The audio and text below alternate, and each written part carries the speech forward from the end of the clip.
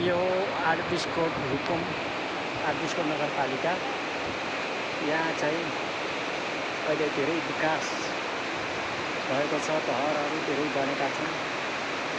हामी जन्मिने बेला यहाँ एउटा पनि घर थिएन अथवा दुई तीनवटा सानो सानो घरहरू थियो।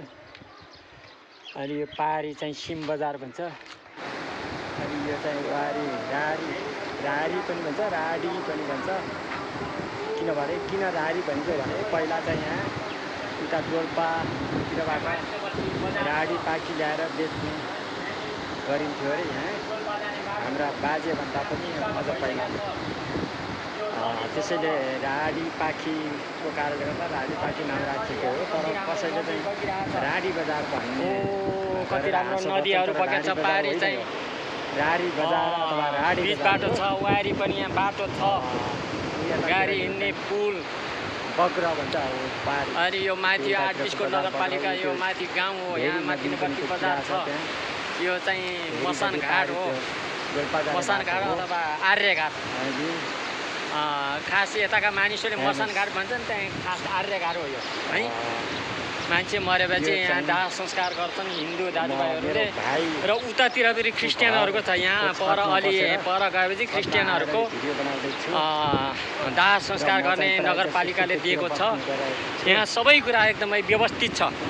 यहाँ चाहिँ धेरै राम्रो छ, रमणीय छ। यो भेरी नदी ठुली भेरी भन्छ यसलाई। ठुली भेरी मजाले बगिरहेको छ अनि एकदमै रमणीय छ। यो पाल्नापट्टि यो भेरी पारी चाहिँ जाजरकोट हो। यो भेरीवारी चाहिँ आरबिसकोट हुकुम हो।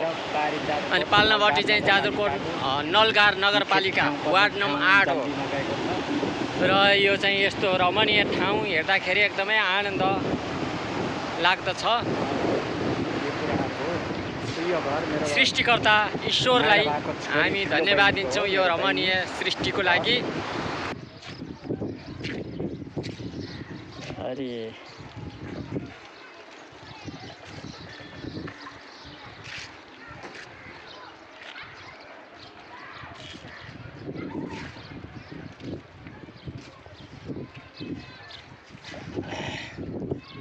यी चारैतिर डाँडा पाखा वरिपरि भएका ठाउँहरूमा पनि रमणीय ठाउँहरू छ।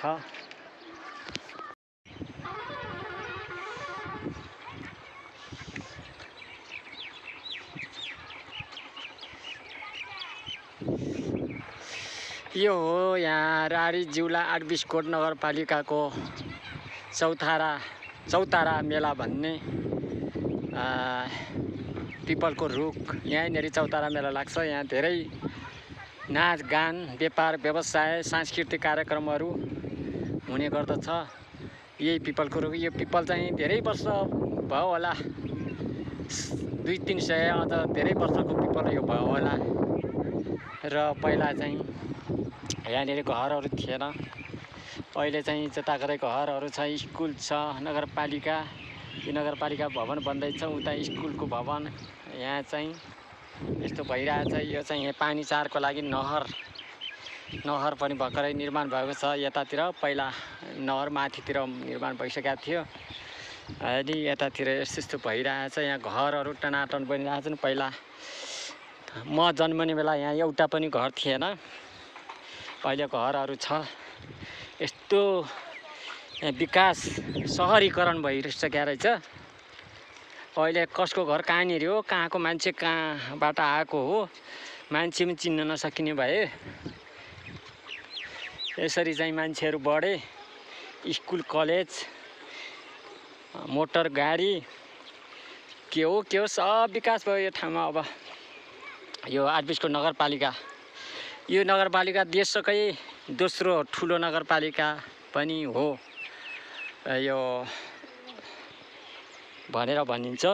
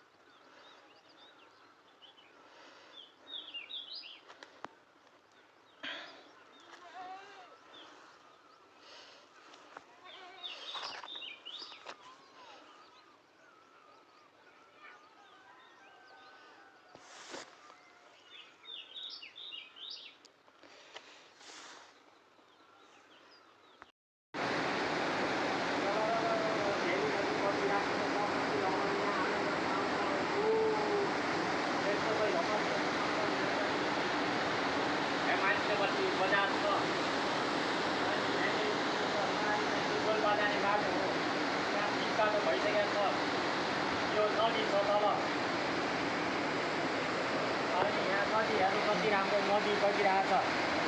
ओ कति राम्रो नदीहरू बगेछ। पारी चाहिँ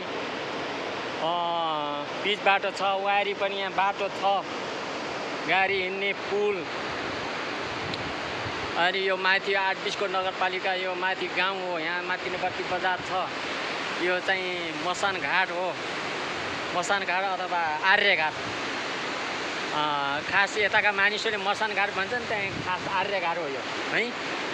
मान्छे मरेपछि यहाँ दाह संस्कार गर्छन् हिन्दू दाजुभाइहरूले। र उतातिर फेरि क्रिस्चियनहरूको छ। यहाँ पर अलि पर गएपछि क्रिस्चियनहरूको दाह संस्कार गर्ने नगरपालिकाले दिएको छ। यहाँ सबै कुरा एकदमै व्यवस्थित छ। यहाँ चाहिँ धेरै राम्रो छ, रमणीय छ। यो भेरी नदी, ठुली भेरी भन्छ यसलाई। ठुली भेरी मजाले बगिरहेको छ अनि एकदमै रमणीय छ। यो पाल्नापट्टि यो भेरी पारी चाहिँ जाजरकोट हो, यो भेरीवारी चाहिँ 8-20 कोट रुकुम हो। अनि पाल्नापट्टि चाहिँ जाजरकोट नलगार नगरपालिका वार्ड नम्बर 8 हो। र यो चाहिँ यस्तो रमणीय ठाउँ हेर्दाखेरि एकदमै आनन्द लाग्दछ। सृष्टिकर्ता ईश्वरलाई हामी धन्यवाद दिन्छौँ यो रमणीय सृष्टिको लागि।